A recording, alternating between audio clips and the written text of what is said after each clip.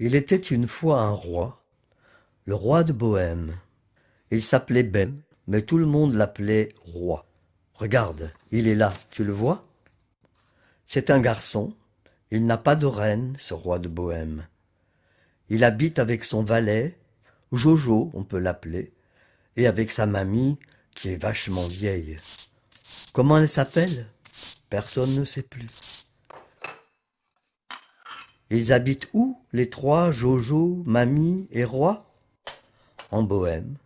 C'est un pays surprenant, on va voir. Le royaume de Bohême, c'est pas loin en fait. Et c'est pas un pays inventé, c'est un vrai. Mais le roi lui-même, il ne le connaît pas trop, parce que normalement, il reste dans son château. Il joue sur le Z-Box, des jeux rigolos. Étant roi, bien sûr, il a tout ce qu'il faut. Il joue Foot Bohème 15 et Super Flavio. Oui, ils aiment bien la console, le roi et Jojo. Et franchement, il faut dire qu'ils ne sortent pas trop. « Hé, roi !» soupire la pauvre mamie. Tout le monde l'appelle roi, comme j'ai dit. « Hé, roi, t'en as pas marre, elle demande. Pourquoi ne pas aller voir ton royaume qui t'attend? Dehors, il fait beau, il y a du soleil. Dehors, il y a ton pays que t'as pas exploré. » « Oh, demain, demain, il répond sans s'arrêter de jouer. Le roi de Bohême, le roi de Bohême. Son royaume et ses sujets ne l'intéressent pas trop. Moins que Foot Bohème 15 et que Super Flavio.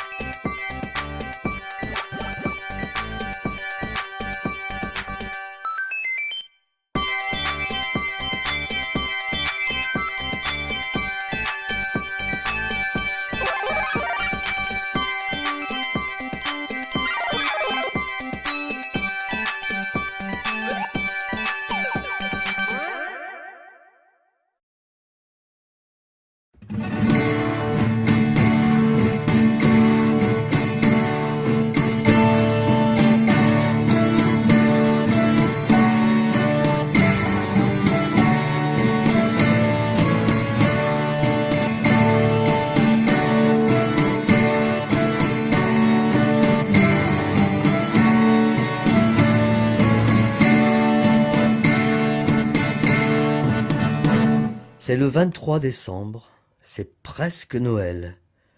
Il y a des guirlandes scintillantes et belles, et le sapin bien sûr, il est tout décoré. C'est Mamie, Jojo et le roi qui l'ont fait eux-mêmes. Oui, en Bohême comme ici, dans chaque maison, n'importe laquelle, tout le monde est vraiment excité pour Noël, et la famille du château, comme les familles de partout, elle n'est pas trop différente de nous.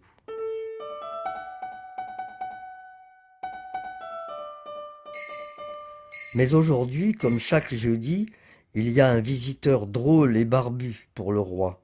Non, c'est pas le Père Noël, c'est encore le 23. Ce bohémien-là, il est prof de guitare. Aujourd'hui, c'est le dernier cours de l'année et après, il va partir en congé. On verra, en Bohême, on trouve souvent ces types, un peu mal rasés, mais plutôt artistiques. Et le roi et Jojo, ils aiment bien la musique.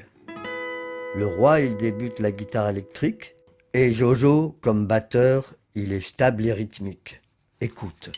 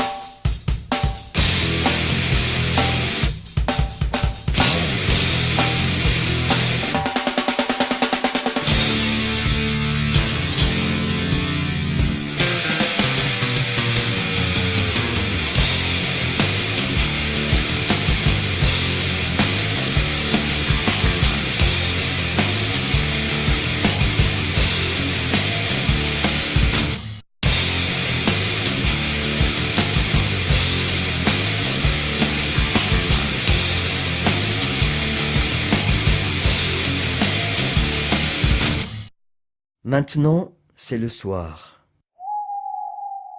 Il fait quoi, le roi? Il regarde par la fenêtre, il regarde dans le noir.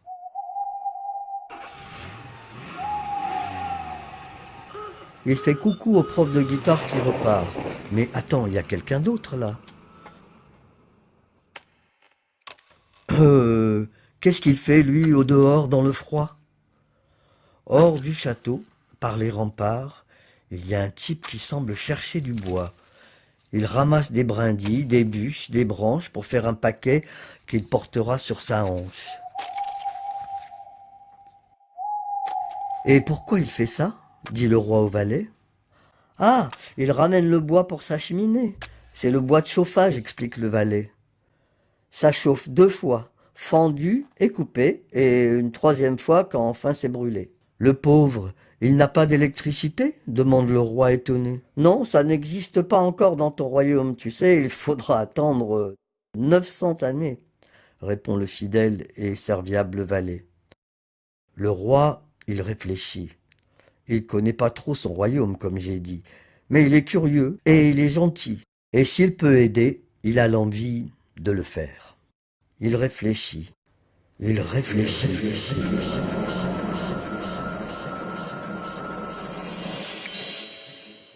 Tout d'un coup, une idée lui apparaît. Jojo, il s'adresse à son copain valet. Demain, on sort pour trouver ce gars. On lui apportera de bonnes choses, toi et moi. Des carambars peut-être et du coca. Et si nous, on peut l'apporter, toi et moi, une bonne bûche de Noël, on lui emmènera. Oui, chef, dit Jojo, et il est franchement content, car c'est vrai, ils sont restés dedans trop longtemps.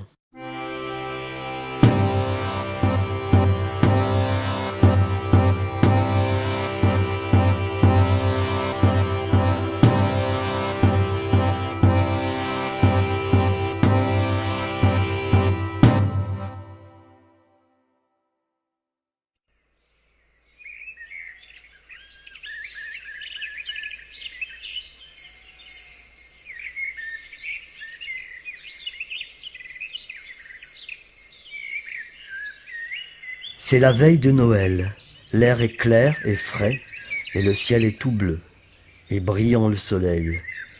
Ce paysage hivernal semble en attente. Même les oiseaux gazouillants semblent impatients. Mais dans le château, les 2 garçons s'apprêtent, parce que aujourd'hui va commencer la quête, pour chercher le type qui cherchait du bois et lui apporter les bons dons du roi. Et mamie est contente, elle est fière de ces 2. Et si on regarde bien, il y a des larmes dans ses yeux. Et le roi porte sa couronne, Jojo sa casquette, et Jojo prend une canne pour effrayer des bêtes, et pour porter les dons emballés d'une serviette, pour soulager le paysan gelé. C'est la quête.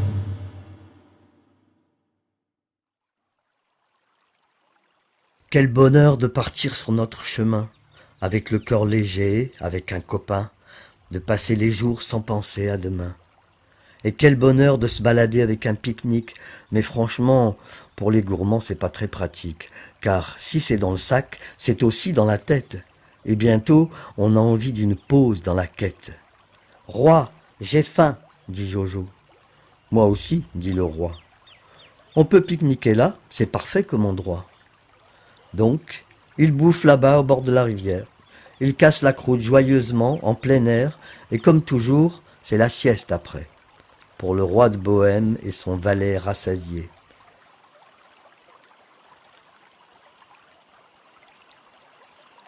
Ils ne dorment pas trop longtemps, il faut continuer. Ils rangent leurs affaires et tout de suite après, « C'est où qu'il habite, le mec mal chauffé ?» demande le garçon roi à son copain valet. Pendant un moment, il hésite, Jojo. Tous 2 s'étaient occupés jusqu'à tantôt de la musique, du pique-nique et des paquets cadeaux, de la canne serviette et les larmes de Margot. Ah oui, c'est le nom de mamie, je me souviens maintenant. Mais où trouver le paysan? Il ne sait pas trop. Mais le roi attend. Vers là-bas, tu vois, c'est pas loin d'ici, peut-être 1 heure ou 1h30. Ou peut-être 2 heures, on n'est jamais sûr, si le temps est mauvais et la route elle est dure. N'importe, dit le roi, il n'y a pas de souci. Et sur leur chemin repartent les amis.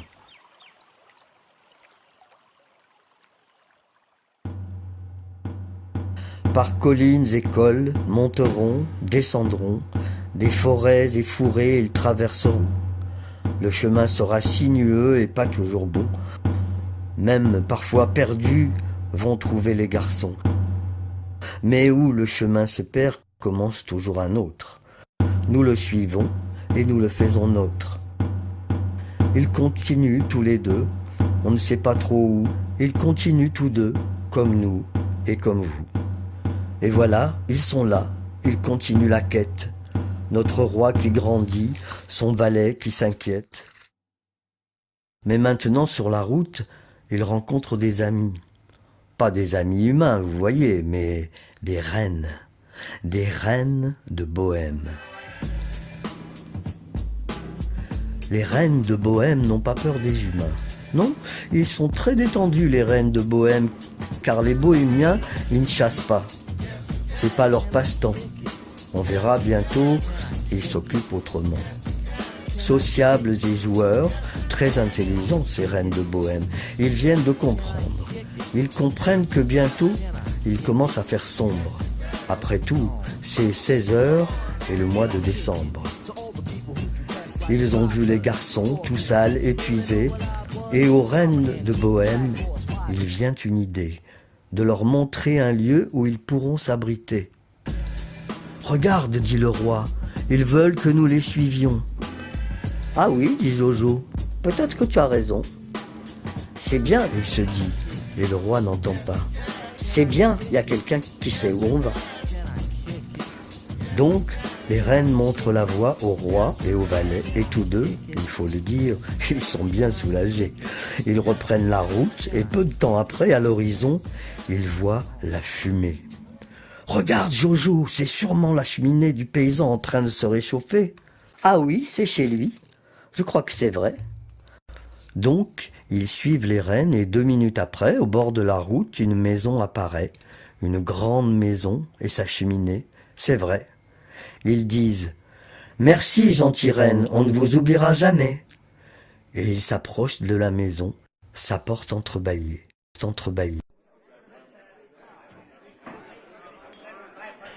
Mais ce n'est pas juste une maison où on est arrivé. C'est une auberge bohémienne, accueillante et gaie. Le patron est souriant, rouge et dodu. « Entrez, entrez, messieurs, vous êtes les bienvenus. » Et dedans, quel spectacle comme on n'en a jamais vu. Les clients sont des clowns et des artistes de rue, des jongleurs vedettes et des peintres inconnus, des acrobates, poètes, chanteurs, funambules. Il y a des mimes et des rimes tout à fait biscornues. Tu vois, les bohémiens, ils ne vivent pas comme nous. Pas du tout. Parmi eux, peu sont ceux qui bossent au bureau et normalement, ils se lèvent pas très tôt. Il manque les banques et l'informatique. La Bohême, on peut dire, c'est un pays unique, mais parfois, franchement, pas tout à fait pratique. Mais bon, par une chanson maintenant, on s'explique.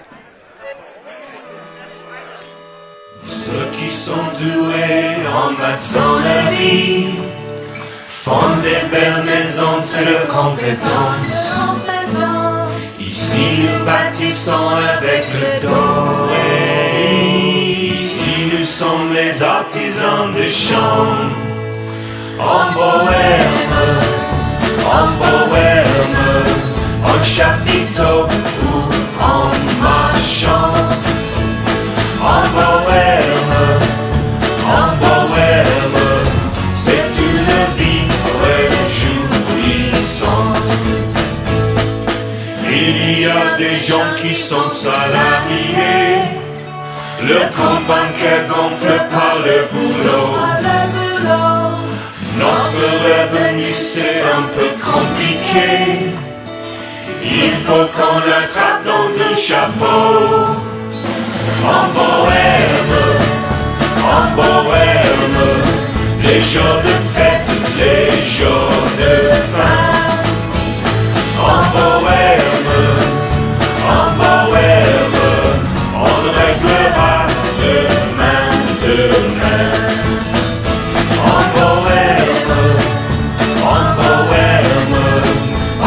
chapiteau ou en marchant. En Bohème, c'est une vie réjouissante.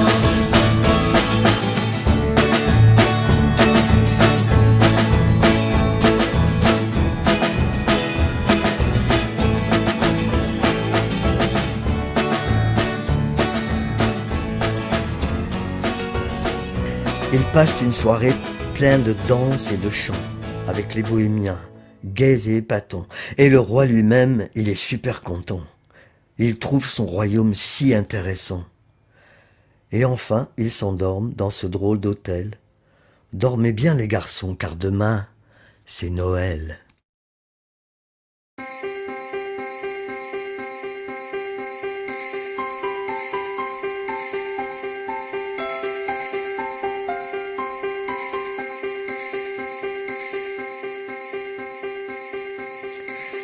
Vient le matin, tout est transformé. Il se réveille et par la fenêtre de l'auberge, il voit la campagne sous un manteau de neige, tout blanc, le chemin et les champs à côté. Joyeux Noël! Le roi et le valet s'émerveillent. Ils s'habillent vite, ils descendent en courant et disent « Joyeux Noël !» au gentil patron. Ils sortent en courant et sans s'arrêter, sur le matelas blanc, ils se laissent aller. Et comme tu vois, peu de temps après, d'autres excités viennent pour jouer.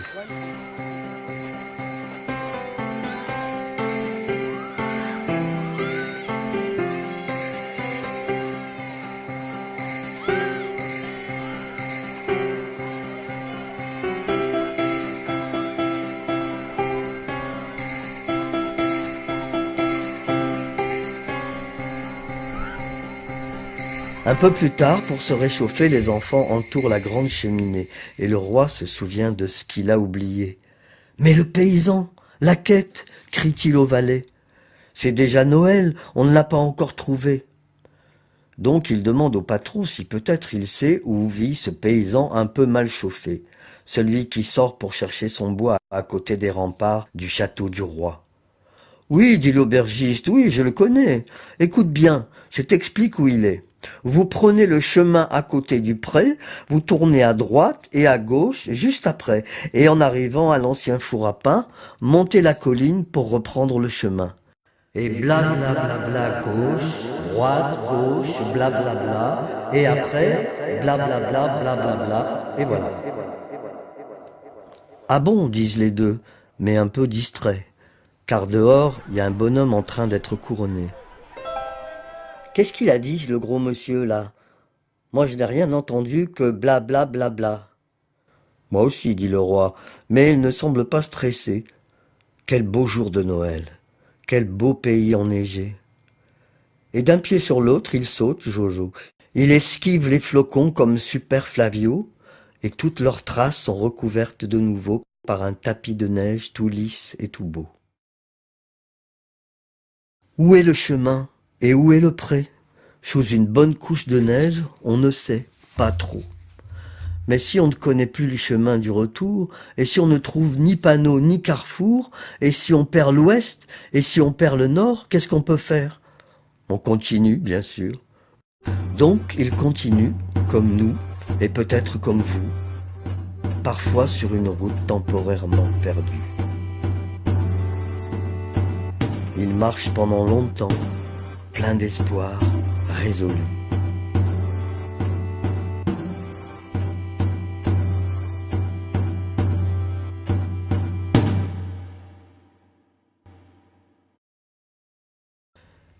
Mais maintenant ils entendent un son inquiétant, un hurlement bestial, même si c'est distant. Les loups, ils existent encore dans ton royaume?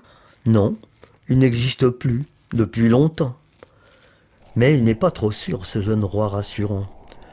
La neige, comme vous voyez, tombe fortement maintenant, et les deux s'abritent sous un arbre penchant. Mais ne restez pas trop longtemps, les garçons.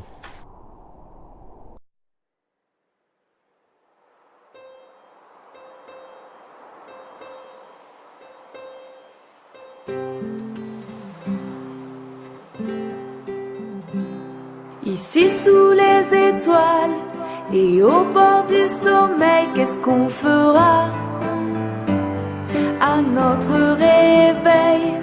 Aux ombres de la forêt, c'est l'heure du croque-mitaine et toi et moi, toujours dehors dans le froid, toi et moi, ça va de soi. Mais ne t'inquiète pas, oh non, on a les bras forts comme Iron Man, ne t'inquiète pas, oh non,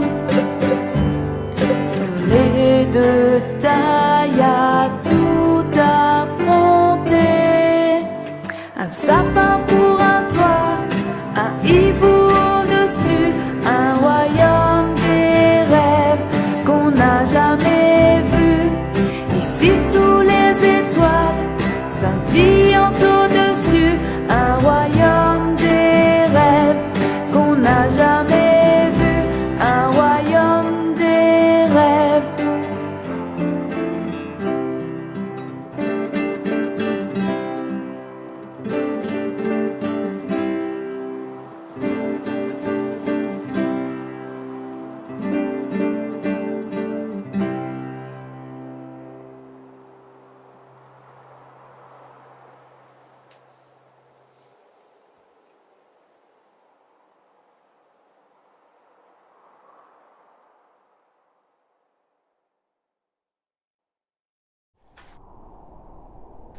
Les rêves.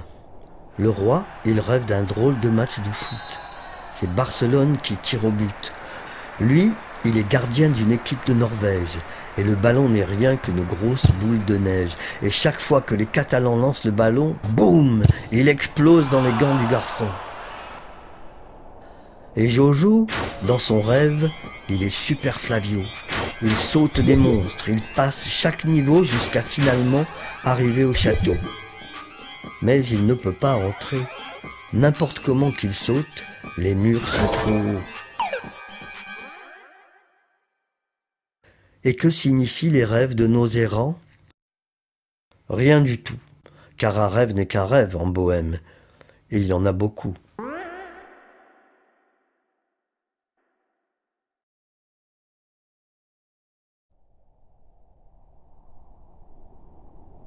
Ils sont où les deux, le roi et Jojo? Ah, ils sont là.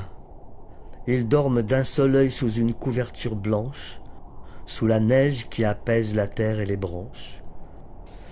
Sous la neige pareillement, le manège à la foire, dans la ville. Il ne tourne pas ce soir. Tout est tranquille, un peu nivelé. Sous la neige, nivelé, la baraque, le château. Sous la neige pareillement, le roi et Jojo. Silence. Sous la neige profonde. Mais, attends, le monarque, il se réveille. Viens Jojo, il ne faut pas rester ici, on se caille et c'est presque la nuit. Et il a raison, le ciel devient sombre, la lune apparaît, et loin, loin dessus, scintillant, qu'est-ce que c'est? Une étoile qu'avant on n'a jamais remarquée? Mais par terre, Super Flavio ne saute plus. Sa pile est déchargée. « Roi, j'ai peur. Et j'ai froid. » dit le garçon gelé. « Et je sais maintenant que nous sommes vraiment coincés. Et tout est de ma faute. » Il sanglote le valet. « Je n'ai jamais connu la route, tu sais. » Et Jojo, il imagine des loups menaçants, leurs dents gigantesques, leurs regards souriants, et des bonhommes de neige en forme de garçons pétrifiés, sauf qu'ils claquent des dents. Et encore les hurlements, plus forts qu'avant.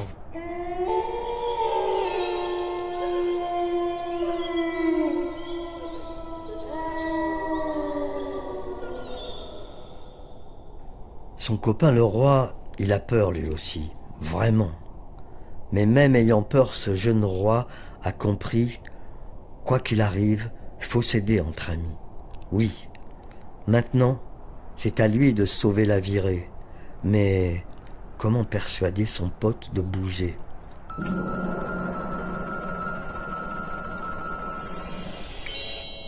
Et au roi, maintenant, il vient une idée.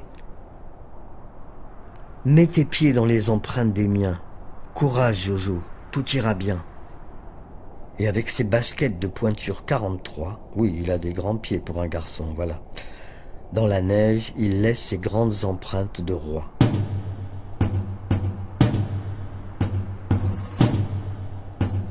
Il donne la main à son copain valet et comme ça, les deux partent pour traverser le pré.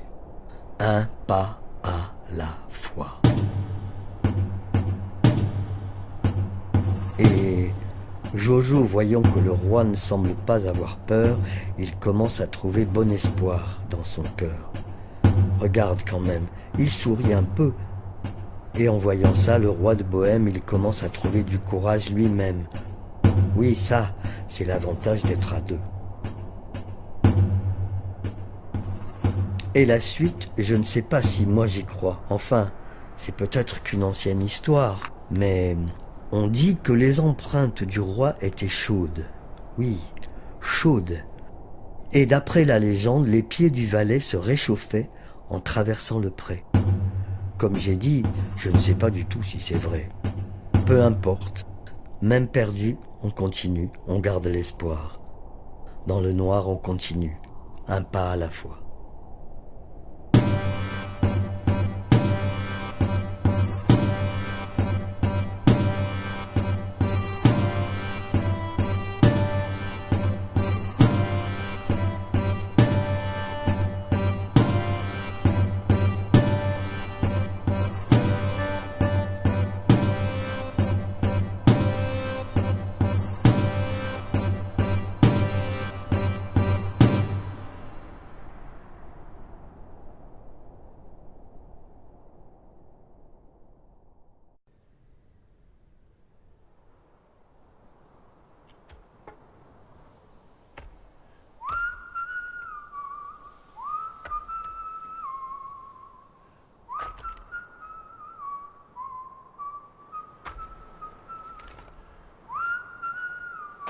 Mais c'est qui siffle?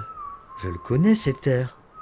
C'est pas le vent froid d'hiver, celui qui siffle dans les grands sapins verts. Non, c'est pas ça. Regarde là, il y a quelqu'un qui ramasse du bois. Un bohémien qu'on a croisé déjà. Salut les gars, quoi de neuf? Dit le mec. Et même avant qu'il ouvre son bec, les garçons le reconnaissent. Mais c'est lui, celui qu'on cherchait. Moi? Mais pourquoi? Dit le type étonné. Puis avec un regard bienveillant, il dit « Mais vous êtes mort de froid, et c'est presque la nuit. Venez chez moi, je vous donnerai un abri. » Et les gars discutent pas. Ils suivent ce monsieur vers son humble maison, et en route, tous deux, ils lui offrent les dons. Ils offrent les bonnes choses portées dans la serviette. Donc, enfin, ils viennent d'accomplir la quête. Et le mec, il est touché. « 1000 fois merci, il dit. » Il trouve ces deux voyageurs vraiment gentils. Lorsque tout d'un coup, ils entendent le bruit.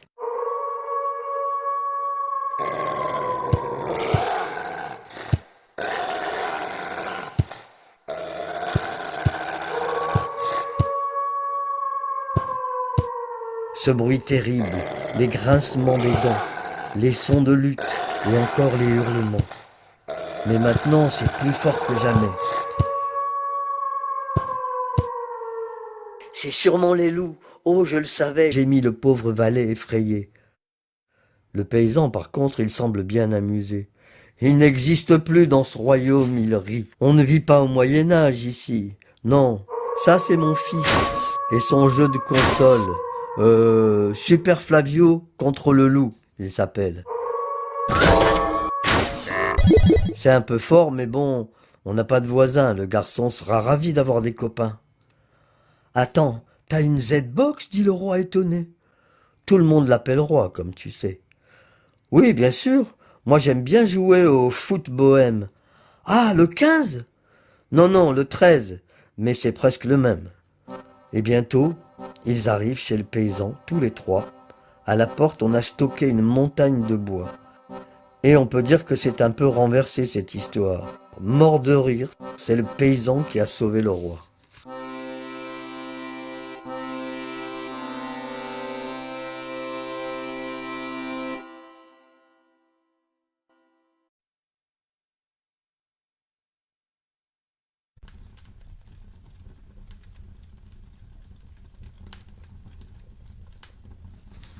Maintenant, c'est presque la fin.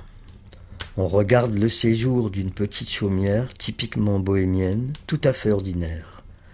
Des craquements de feu sortent de la cheminée, où, hier, les souliers étaient accrochés. Maintenant, c'est passé. Père Noël, son traîneau, de nouveau, sont garés au pôle Nord. Tout est calme, encore. Le roi, il est là. Il joue avec Marek, le fils du paysan, il s'appelle Marek. Il joue aux échecs, pas à la console, j'en ai marre de tout ça. Jojo est là, à l'épaule du roi. Il donne des conseils, quelle pièce déplacer, mieux le pion, mieux le cavalier. Aux échecs, Jojo, il est assez doué, comme vous pouvez imaginer. Le paysan, Balthazar, en finit avec son bois. Lui aussi, il entre pour s'asseoir. Doucement, il commence à accorder sa guitare. Il fait un concert ce soir, au bar, dans le village. On a vu les affiches dans tous les virages.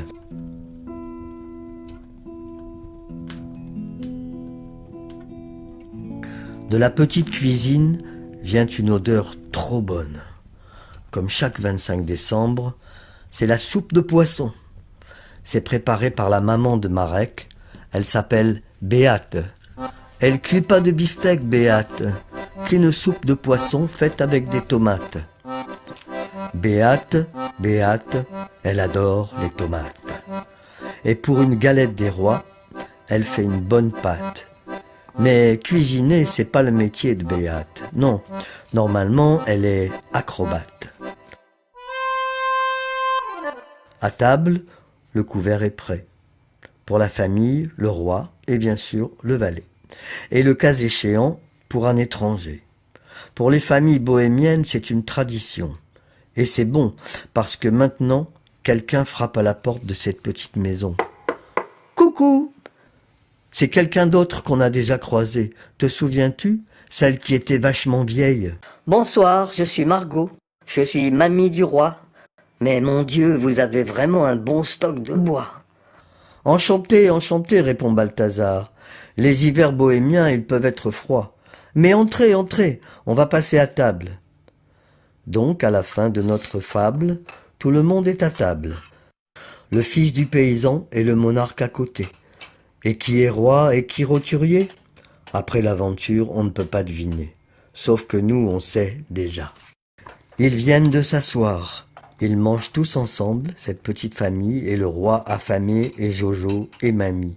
Et Jojo raconte bien toute l'histoire des reines et des empreintes chaudes du roi de Bohême.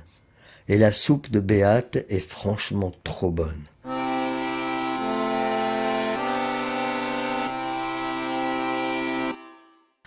Mais le roi, comme souvent, il a une question. « Mamie, comment t'es arrivée ici? Il nous a fallu presque 1 jour et demi. » Oh, j'ai pris une grande route. Elles existent, tu sais. C'est pas le Moyen-Âge ici dans ton pays. Par contre, toi et Jojo, vous avez bien randonné. Mais ça fait du bien, un souffle d'air frais. Donc, enfin, il n'était pas loin du château. Tout ce temps. Jamais très loin, à vol d'oiseau. Et parfois, c'est comme ça. On voyage beaucoup, juste pour trouver ce qui était à 2 pas de nous. De l'amitié, le plaisir de partager une quête, un flocon de neige ou la queue d'une comète. Oui, c'était ça, au-dessus de leur tête, c'était pas une étoile, voilà. Mais il est tard, le roi de Bohême rentre chez lui, avec sacré Jojo et avec sa mamie. Et maintenant, notre petite histoire est finie. Joyeux Noël à tous, et à tous, bonne nuit.